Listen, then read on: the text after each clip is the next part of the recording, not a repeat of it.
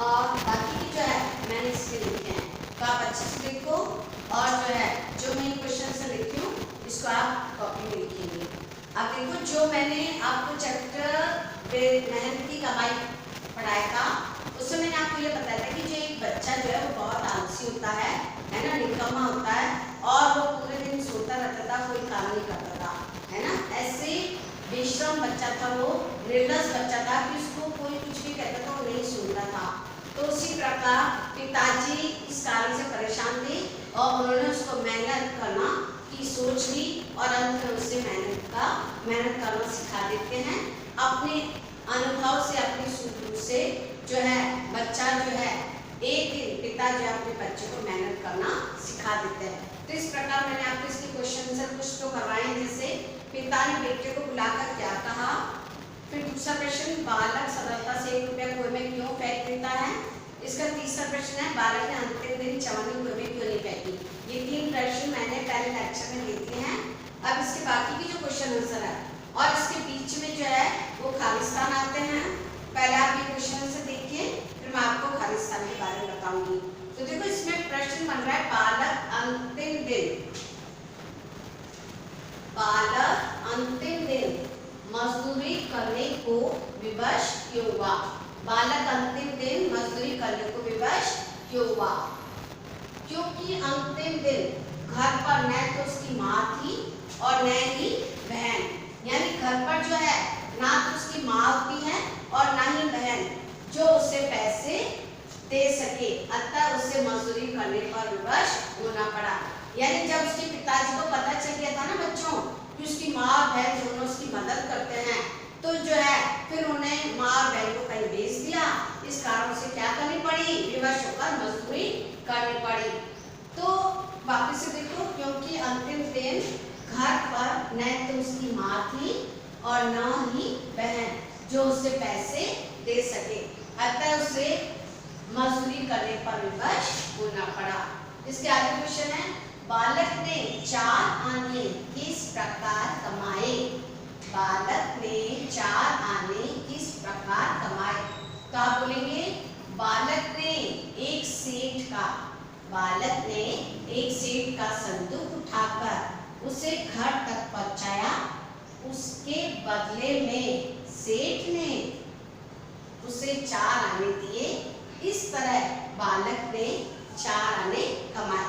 यानी जब वो मजदूरी करने निकला तो एक सेठ ने जो है बालक को कहा कि तुम ये संदूक उठाकर घर तक पहुंचाओ, इसके मैं 4 आने दूंगा। तो इस प्रकार बालक ने संदूक उठाकर घर तक पहुंचाया और उसके बदले में उसे बच्चे 4 आने मिले। एक प्रश्न बन रहा है, बेटा दिन भर सुस्त रहा, उसकी आंखों में आंसू बहते रहे, बेटा उदास क्यों बैठा था। एक दिन जब उसके पिताजी जब पिताजी को पता चल जाता है कि उसकी माँ और बहन उसकी मदद कर रही है, तो देखो इसका उत्तर क्या आएगा। बेटा दिन भर सुस्त रहा, उसकी आंखों में आंसू बहते रहे, बेटा उदास क्यों बैठा था। देखिए बेटा आलसी और कामचोर था। जब पहले 2 दिन उसे पिताजी ने कमाकर लाने को कहा तो उसने माँ और बहन से पैसे लाकर पिताजी को दे दिए। बेटा दिन भर सुस्त रहा, उसकी आंखों में आंसू बहते रहे, बेटा क्यों उदास बैठा था। तो इसका आंसर देखिए बच्चा, बेटा आलसी और कामचोर था। जब पहले 2 दिन उसे पिताजी ने कमा कर लाने को कहा तो उसने माँ और बहन से पैसे लाकर पिताजी को दे दिए। लेकिन उस दिन माँ और बहन घर पर नहीं थे, कोई उसकी मदद करने वाला नहीं था, वह मेहनत करना नहीं जानता था, इस कारण वह सुस्त और उदास था और उसकी आंखों में आंसू बहते रहे। बच्चा समझा है क्यों नहीं करने वाला मदद था उसकी, क्योंकि उसकी माँ और बहन को तो पिताजी ने बाहर भेज दिया था, है ना। पिताजी को पता चल गया था कि माँ बहन उसकी मदद कर रही है, इसलिए वो कैसे मेहनत करेगा। तो दोबारा देखिए एक बार आंसर, बेटा आलसी और कामचोर था। जब पहले 2 दिन उसे पिताजी ने कमाकर लाने को कहा तो उसने माँ और बहन पिताजी को दे दिए। लेकिन उस दिन माँ और बहन घर पर नहीं थे, कोई उसकी मदद करने वाला नहीं था, वह मेहनत करना नहीं जानता था, इस कारण वह सुस्त और उदास था और उसकी आंखों में आंसू बहते रहे। ठीक है बच्चों, अब देखिए इसके आगे एक प्रश्न है, सेठ की सूझबूझ ने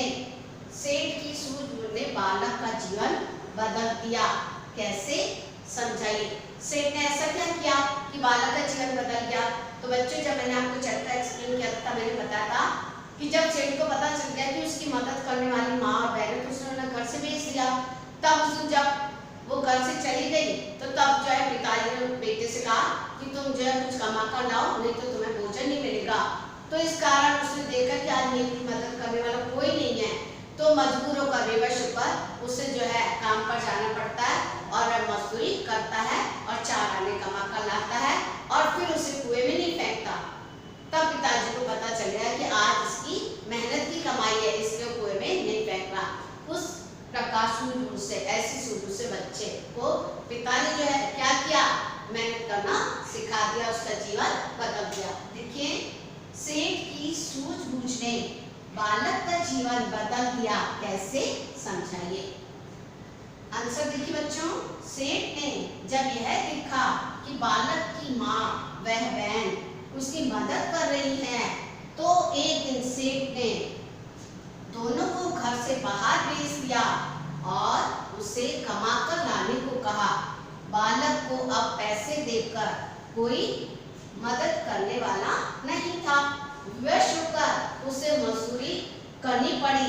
इस प्रकार सेठ की सूझबूझ ने बालक का जीवन बदल दिया। आए समझ बच्चों, सेठ ने जब यह देखा कि बालक को उसकी माँ उसकी मदद कर रही है, तो एक दिन सेठ ने माँ और बहन को घर से बाहर भेज दिया और उसे कमा कर लाने को कहा। बालक को अब पैसे देकर कोई मदद करने वाला नहीं था, विवश होकर उसे मजदूरी करनी पड़ी। इस प्रकार सेठ की सूझबूझ ने बालक का जीवन बदल दिया। ठीक है बच्चों, इसके बाद देखिए कुछ और क्वेश्चन है। अनुभवी पिता ने पत्नी और बेटी को बाहर क्यों भेजा होगा, बताइए। अब आप ये अपने आप लिख लिए, ये आप अपने आप 2 क्वेश्चन मैं आपको दे रही हूँ जो आप अपने आप लिखेंगे। अब आप सुन लीजिए कैसे लिखेंगे, क्योंकि आप भी आंसर फाइंड करिए और सुनिए। जब मैंने आपको चैप्टर एक्सप्लेन किया है तो अनुभवी पिता ने पत्नी और बेटे को बाहर क्यों भेजा होगा। अब आप सुनिए, अनुभवी पिता ने पत्नी और बेटी को बाहर क्यों भेजा होगा, बताओ। तो आप बोलोगे अनुभवी पिता ने पत्नी और बेटी को बाहर इसलिए भेजा होगा क्योंकि उसने देखा होगा कि पत्नी और जो बेटी है वो दोनों उससे पैसे देकर मदद कर रही है, इसलिए बच्चा कुछ सीख नहीं पा रहा है। अतः उन्होंने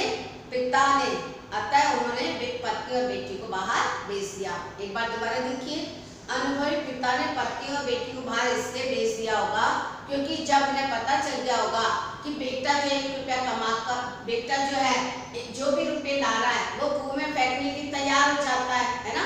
तो आप उत्तर ऐसे लिखोगे, अनुभवी पिता ने पत्नी बेटी को बाहर भेजा होगा इसलिए क्योंकि जब उन्हें पता चल गया कि जो है वो दोनों उसकी मदद कर, पैसे देकर उसकी मदद कर रही हैं, तो बच्चा कुछ नहीं सीख पाएगा। अतः उन्होंने जो है उन दोनों को बाहर भेज दिया होगा। ठीक है। अच्छा, एक प्रश्न है, बेटी की गर्दन, कमर और पैर क्यों दुखने लगे थे। बेटे की कमर, गर्दन और पैर इसलिए दुखने लगे थे क्योंकि बेटे ने उस दिन मेहनत करी थी। उसने सेठ जी का जो इतना भारी संदूक जो है वो अपने गर्दन पे रखा था, इस कारण जो है पैदल पैदल चलने पर उसके पैरों में, गर्दन में और कमर में दर्द होने लगा।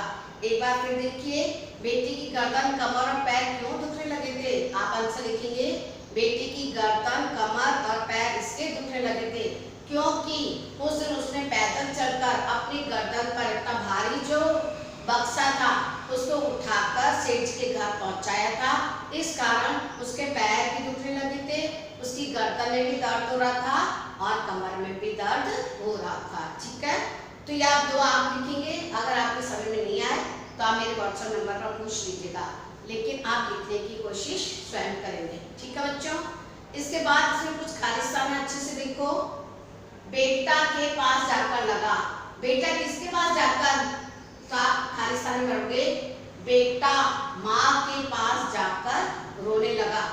एक खालिस्तान, दो खालिस्तान है, पहले वाले में दो हैं, तो बेटा आप लिखोगे बेटा माँ के पास जाकर रोने लगा। दूसरा वाला खालिस्तान है, दूसरा, पिता ने पत्नी और को बाहर भेज दिया। तो आपको पता है पिता ने पत्नी और बेटी को, पिता ने पत्नी और बेटी को बाहर भेज दिया, ठीक है। तो इसमें यह आएगा। तीसरा है लड़के को आ गया, लड़के को क्या आ गया? क्रोध, लड़के को क्या आ गया? क्रोध, लड़के को क्रोध। फिर जो है लड़के को क्रोध आ गया तीसरे में। चौथे में है मेरी गर्दन, कमर और पैर क्या होने लगे हैं? दुखने लगे हैं। तो पहले खाली जगह में दोबारा देखो, बेटा माँ के पास जाकर रोने लगा, ये सेंटेंस ऐसे कंप्लीट होगा। दूसरा होगा पिता ने पत्नी और बेटी को बाहर भेज दिया। तीसरा होगा लड़के को क्रोध आ गया, और चौथा होगा मेरी गर्दन, कमर और पैर दुखने लगे हैं। तो ये खालिस्तान आपके ऐसे करके कंप्लीट होंगे। अब आपका जो चैप्टर है ये कंप्लीट हो गया है। तो आप इसके क्वेश्चन आंसर जो है इसको पहले मैंने जो आपको लेक्चर दिया उसके साथ छोटे प्रश्न दिए हैं वो भी करोगे, उसके बाद आप ये वाले करोगे। इसके बाद जो मैंने आपको दो प्रश्न पढ़ के बताए, यानी अनुबेट पिता ने पति और बेटी को बाहर क्यों भेजा होगा, और एक बेटी की गर्दन, कमर और पैर क्यों दुखने लगते हैं, आप दो क्वेश्चन के आंसर अपने आप लिखिए। अगर आपको नहीं आते हैं तो आप मेरे से पूछ सकते हैं मेरे पर्सनल व्हाट्सएप नंबर पर, ठीक है बच्चों। तो आप ये पूरा उसमें कंप्लीट करेंगे, ठीक है। कॉपी में आपका जो है, कॉपी में कर कर बच्चों अब आपको जो है आपका मंडे टू फ्राइडे तो आपका लेक्चर आएंगे, और सैटरडे को आपका जो इतने दिन का जो लेक्चर है उसका आप एक पीडीएफ बनाओगे वर्क का, और उसको सैटरडे को भेजोगे। आपके पास टाइम आ रखा है कि इतने बजे आपको वर्क भेजना है। आप पहले एवरीडे वर्क भेजते थे, अब एवरीडे वर्क नहीं भेजना है आपको। सैटरडे जो मंडे से लेकर और फ्राइडे आपका जितना भी वर्क आ रहा है, चाहे वो व्याकरण का हो चाहे रीडर हो, ठीक है, दोनों का वर्क जो है उसकी पूरा फोटो खींचकर और मेरे व्हाट्सएप नंबर पर सेंड करोगे, यानी एक तरह का पीडीएफ बनाओगे कि पूरे रीडर का पहले, फिर ग्रामर का यानी व्याकरण का, उसके बाद आप मेरे व्हाट्सएप नंबर पर भेजोगे और सब सैटरडे को भेजोगे ताकि मैं चेक करूँ। और प्रत्येक बच्चे का सैटरडे को कंप्लीट वर्क आ जाना चाहिए, मंडे टू फ्राइडे वाला, ठीक है बच्चों।